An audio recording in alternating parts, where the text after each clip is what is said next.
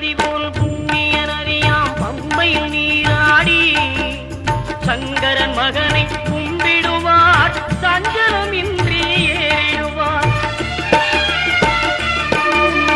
நீலிமலை ஏற்றம் சிவபாலனும் ஏற்றிடுவார். காலமெல்லாம் நமக்கே அருள்காவலனாயிருப்பார். தேகபலம் தா பாதபலம் தா தேகபலம் தா பாதபலம் தா தேகபலம் தா